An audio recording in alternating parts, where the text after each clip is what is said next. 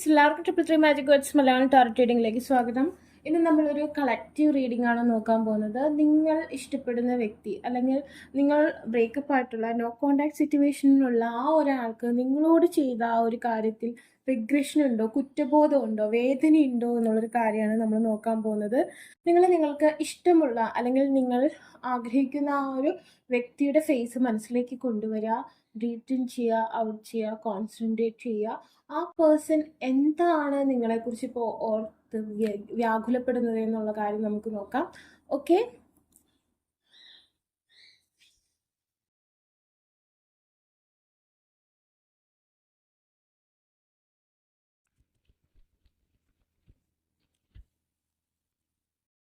Eight of Swords, the Moon.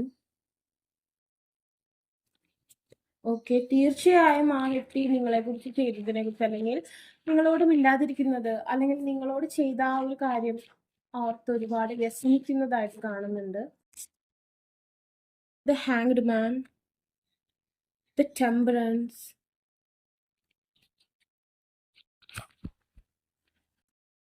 Five of Coins, Four of Cups. Okay, bottom of the deck, Four of Swords. ആ person എന്നും മിററിൽ നോക്കുമ്പോൾ നിങ്ങളുടെ മുഖമാണ് കാണുന്നത്. ആ പേഴ്സന്റെ ഉള്ളിൽ എവിടെയോ, ഇപ്പം നമ്മൾ പറയില്ലേ രാധാകൃഷ്ണൻ, രാധയുടെ ഉള്ളിൽ തന്നെയാണ് കൃഷ്ണൻ ഉള്ളതെന്ന് പറയുന്നത് പോലെ ആ വ്യക്തിയുടെ ഉള്ളിൽ തന്നെ നിങ്ങൾക്ക് സ്ഥാനമുള്ളതായിട്ട് ആ പേഴ്സൺ മനസ്സിലാക്കുന്നതായിട്ട് കാണുന്നുണ്ട്. ദ മൂൺ എനർജിയാണ്. ചന്ദ്രൻ എന്ന് പറഞ്ഞാൽ നമുക്കറിയാം ഇമോഷൻസിനെ ഹൈ ആയിട്ട് കൊണ്ടുവന്നിട്ട് അതുപോലെ തന്നെ താഴ്ത്തി കളയുന്ന ഒരു എനർജിയാണ്. എല്ലാം പെട്ടെന്നാണ്. ആ പേഴ്സണ് വളരെയധികം തിടുക്കമുള്ള ഒരു വ്യക്തിത്വമാണ്. ആ പേഴ്സന്റെ ചിന്തകളും അതുപോലെ തന്നെ തിടുക്കമുള്ളതായിട്ട് കാണുന്നുണ്ട്. നിങ്ങളെ ഓർക്കുന്നു, അതുപോലെ തന്നെ ആ പേഴ്സൺ മറ്റു കാര്യങ്ങളിൽ ബിസി ആയി പോകുന്നതായിട്ട് കാണുന്നു. ഇപ്പോഴും ആ പേഴ്സൺ, നിങ്ങളിപ്പോൾ വിചാരിക്കും ബ്രേക്കപ്പ് ആയി എല്ലാം തീർന്നു അല്ലെങ്കിൽ നോ കോണ്ടാക്ട് സിറ്റുവേഷനിലാണ്, ഇനി ഒന്നുമില്ല എന്ന് വിചാരിക്കുന്നവരുണ്ടാവും. പക്ഷെ ഇപ്പോഴും ആ പേഴ്സൺ ഒരു നിർണായക തീരുമാനം എടുത്തിട്ടില്ല. ആ പേഴ്സന്റെ മനസ്സ് ഹാങ്ഡ് മാൻ ഒരു മരത്തിൽ തൂങ്ങി ആടിക്കൊണ്ടിരിക്കുകയാണ്. അങ്ങോട്ടാണോ ഇങ്ങോട്ടാണോ എന്ന് ആ പേഴ്സൺ ഇപ്പോഴും മനസ്സിലാക്കാൻ കഴിയുന്നില്ല. ആ പേഴ്സൺ ഇപ്പോഴും ഒരുപാട് നിങ്ങളിൽ അട്രാക്റ്റീവ് ആണ്. അതുപോലെ തന്നെ പറയുകയാണെന്നുണ്ടെങ്കിൽ ഫൈവ് ഓഫ് കോയിൻസ് ആണ് കാണിക്കുന്നത്. അതിന് ക്ലാരിഫിക്കേഷൻ ഫോർ ഓഫ് കപ്സ് ആണ്. ആ പേഴ്സൺ ഒരു കാര്യത്തിൽ വളരെയധികം വിഷമിക്കുന്നതായിട്ട് കാണുന്നുണ്ട്. നിങ്ങളുടെ പൂർണ്ണമായ, അതായത് പരിപൂർണമായ സ്നേഹം ആ പേഴ്സന്റെ മുന്നിൽ കാഴ്ചവെക്കുമ്പോൾ അല്ലെങ്കിൽ ആ പേഴ്സന് വേണ്ടി സമർപ്പിച്ചപ്പോൾ ആ പേഴ്സൺ എന്തുകൊണ്ടോ അതിന്റെ വാല്യൂ മനസ്സിലാക്കിയില്ല എന്നുള്ളൊരു റിഗ്രഷൻ ആ പേഴ്സൺ ഒരുപാട് ഉള്ളതായിട്ട് കാണുന്നുണ്ട്. നിങ്ങൾ കൂടെ ഉണ്ടായിരുന്നപ്പോൾ നിങ്ങളുടെ വില ആ പേഴ്സൺ അറിയില്ലായിരുന്നു. പക്ഷെ ആ പേഴ്സൺ മറ്റുള്ള വ്യക്തികളായിട്ട് ഇടപഴകുമ്പോൾ അല്ലെങ്കിൽ ആ പേഴ്സൺ നിങ്ങളെക്കാൾ വലുത് അല്ലെങ്കിൽ നിങ്ങളെക്കാൾ നല്ല എനർജി ആണെന്ന് വിചാരിച്ച ആ കാര്യങ്ങളോട് അടുത്തപ്പോഴാണ് ആ വ്യക്തിക്ക് മനസ്സിലായത് അത് നിങ്ങളെക്കാൾ വളരെ മോശമായിരുന്നു എന്ന്. അതുകൊണ്ട് ആ പേഴ്സൺ ഇപ്പോൾ ഒരു തേർഡ് പാർട്ടി സിറ്റുവേഷനിലാണെങ്കിൽ കൂടി നിങ്ങളുമായി ആ തേർഡ് പാർട്ടിയെ വളരെയധികം താരതമ്യപ്പെടുത്തുന്നതായിട്ട് കാണുന്നുണ്ട്. ആ പേഴ്സൺ പല കാര്യത്തിലും നിങ്ങളെ ഒഴിവാക്കിയതിൽ അല്ലെങ്കിൽ നിങ്ങളുടെ സ്നേഹത്തെ അക്സെപ്റ്റ് ചെയ്യാതെ അതിന്റെ നേരെ കണ്ണടച്ചതിൽ ഇപ്പോൾ വളരെയധികം വേദനയോടെ ചിന്തിക്കുന്നതായിട്ട് കാണുന്നുണ്ട്. ഫോർ ഓഫ് സോഴ്സ് ആണ്. ആ പേഴ്സൺ സംബന്ധിച്ചിടത്തോളം ഇപ്പൊ നിങ്ങളുടെ നേർക്കുള്ള ഈ ഒരു അവസ്ഥ എന്ന് പറഞ്ഞിട്ടുണ്ടെങ്കിൽ ആ പേഴ്സൺ അറിയാം ഇതെല്ലാം എൻ്റെ ഒരു മിസ്റ്റേക്ക് കൊണ്ട് അല്ലെങ്കിൽ എൻ്റെ ഒരു റോങ് ഡിസിഷന്റെ ഭാഗമായി സംഭവിച്ചതാണെന്ന്. പക്ഷെ ആ പേഴ്സണ് ഉറക്കമില്ലെങ്കിലും മനഃപൂർവ്വം കണ്ണടച്ചുറങ്ങേണ്ട ഒരു സാഹചര്യത്തിൽ കൂടെയാണ് ആ പേഴ്സൺ പോകുന്നത്.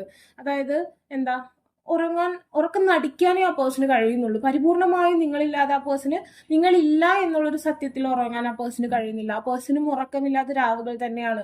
നിങ്ങളെപ്പോലെ തന്നെ തിരിഞ്ഞും മറിഞ്ഞും തന്നെയാണ് ആ പേഴ്സൺ കിടക്കുന്നത്. ചില സമയങ്ങളിൽ ആ പേഴ്സന്റെ കൺകോണിൽ ഒരു തുള്ളി വെള്ളം നിങ്ങൾക്ക് വേണ്ടി, കണ്ണീര് നിങ്ങൾക്ക് വേണ്ടി ഒഴുകുന്നതായിട്ടും കാണുന്നുണ്ട്.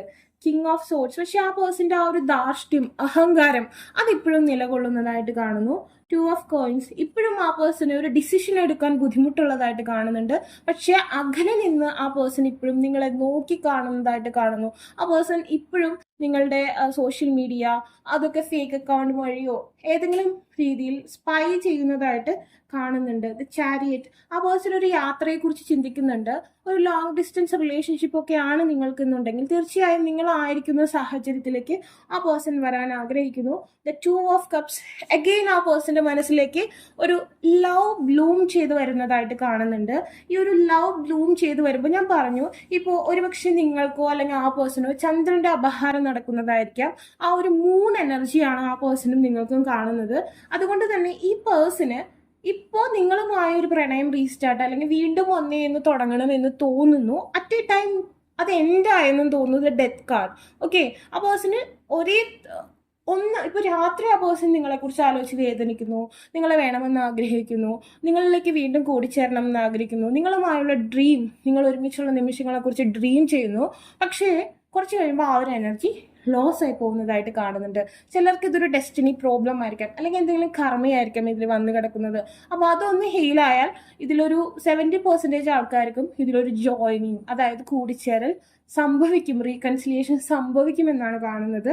5 ഓഫ് കപ്സ്. ഓക്കെ, ഇപ്പോൾ ആ പേഴ്സണെ സംബന്ധിച്ചിടത്തോളം ആ പേഴ്സന്റെ ഏറ്റവും ബെസ്റ്റ് ആയിട്ടുള്ള ആ ഒരു പ്രണയം എൻഡായി നിൽക്കുന്നു എന്നുള്ളൊരു ചിന്തയാണ്. ആ പേഴ്സണ് കിട്ടിയതിൽ വെച്ച് ഏറ്റവും നല്ലൊരു പ്രണയമാണ് നഷ്ടപ്പെട്ടു പോയത്, അല്ലെങ്കിൽ ആ ഒരു സൗഹൃദമാണ്, അല്ലെങ്കിൽ ആ ഒരു കൂട്ടാണ് നഷ്ടപ്പെട്ടു പോയത് എന്ന് ആ പേഴ്സൺ ചിന്തിക്കുന്നതായിട്ട് കാണുന്നുണ്ട്.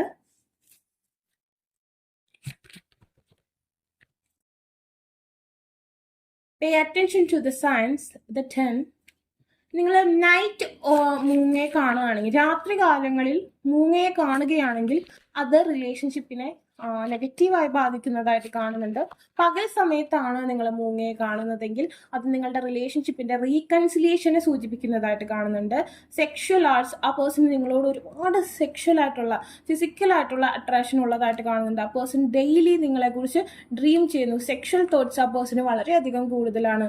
അതുപോലെ തന്നെ ആ ഒരു ഡ്രീമിന്റെ ഭാഗമായും ആ പേഴ്സൺ ഒരുപാട് സങ്കടം വരുന്നതായിട്ട് കാണുന്നുണ്ട്. നിങ്ങളുടെ ബ്യൂട്ടി, അല്ലെങ്കിൽ നിങ്ങളിൽ ആ പേഴ്സൺ കാണുന്ന ആ ഒരു ബ്യൂട്ടിയിൽ ആ പേഴ്സൺ ഒരുപാട് ടെംപ്റ്റേഷൻ ഉള്ളതായിട്ട്, അഡിക്ഷൻ ഉള്ളതായിട്ടും കാണുന്നുണ്ട്. പക്ഷെ ആ പേഴ്സന്റെ മാസ്ക് അഴിക്കാൻ ആ പേഴ്സന്റെ ഈഗോ അല്ലെങ്കിൽ ആ പേഴ്സന്റെ ആ ഒരു ധാർഷ്ട്യം സമ്മതിക്കുന്നില്ല എന്നാണ് കാണിക്കുന്നത്. അപ്പോൾ നിങ്ങൾ നിങ്ങളുടെ മാനിഫെസ്റ്റേഷൻ തുടരാം. ഇതൊരു ഓൺ ആൻഡ് ഓഫ് കണക്ഷൻ ആയിട്ടാണ് നിൽക്കുന്നത്. പൂർണ്ണമായും എൻഡ് ആവുന്നില്ല, പക്ഷെ ഒരു ഡിസിഷൻ പെൻഡിങ്ങിൽ നിൽക്കുകയാണ്. നിങ്ങൾ കറക്റ്റായിട്ട് നിങ്ങളുടെ മാനിഫെസ്റ്റേഷൻ കൊണ്ടുപോവുകയാണെങ്കിൽ തീർച്ചയായിട്ടും നിങ്ങൾക്ക് കുറേ പേർക്കെങ്കിലും ഒരു റീകൺസിലിയേഷൻ പോസിബിൾ ആവുന്നതായിട്ട് കാണുന്നുണ്ട്. ഞാൻ പറഞ്ഞു, മൂണിന്റെ എനർജി നിൽക്കുന്നിടത്തോളം ഇതൊരു ഡീപ്പ്, അല്ലെങ്കിൽ എപ്പോഴും ഒരു പ്രോമിസ്ഡ് ആയിട്ടുള്ള ലവ് ആവാൻ കുറച്ച് പാടാണ്. പക്ഷെ ആ ഒരു അപഹാരം, ആ ഒരു എനർജി മാറി അടുത്തൊരു എനർജി സ്റ്റാർട്ട് ആവുന്ന വ്യക്തികൾക്ക് തീർച്ചയായിട്ടും അത് ലൈഫ് ലോങ് ഉള്ള ഒരു കമ്മിറ്റ്മെന്റ് ആയി മാറുന്നതായിട്ട് കാണുന്നുണ്ട്. അപ്പോൾ നിങ്ങൾ വിഷമിക്കാതെ പോസിറ്റീവായിട്ട് തിങ്ക് ചെയ്യുക. ഇത് എൻഡ് ചെയ്തൊരു കണക്ഷൻ അല്ല, നിങ്ങൾക്ക് ഇനിയും സാധ്യതയുണ്ട്. നിങ്ങൾക്ക് ആവശ്യമായ രീതിയിൽ നിങ്ങളുടെ എനർജി ബൂസ്റ്റ് ചെയ്ത് കൊണ്ടുവരികയാണെന്നുണ്ടെങ്കിൽ തീർച്ചയായും നിങ്ങൾക്ക് ഈ പേഴ്സണായിട്ട് ഒരു റീജോയിനിങ് കാണുന്നുണ്ട്. ഓക്കെ, അപ്പോൾ നിങ്ങൾക്ക് ഈ വീഡിയോ ഇഷ്ടമായെങ്കിൽ ലൈക്ക് ചെയ്യുക, ഷെയർ ചെയ്യുക, സബ്സ്ക്രൈബ് ചെയ്യുക. ആർക്കെങ്കിലും പേഴ്സണൽ റീഡിംഗ് ആവശ്യമായിട്ടുണ്ടെങ്കിൽ ഡിസ്ക്രിപ്ഷൻ ബോക്സിൽ ഇൻസ്റ്റാഗ്രാമിൻ്റെ വാട്സപ്പിൻ്റെ ലിങ്ക് കൊടുത്തിട്ടുണ്ടാവും. Take care, by.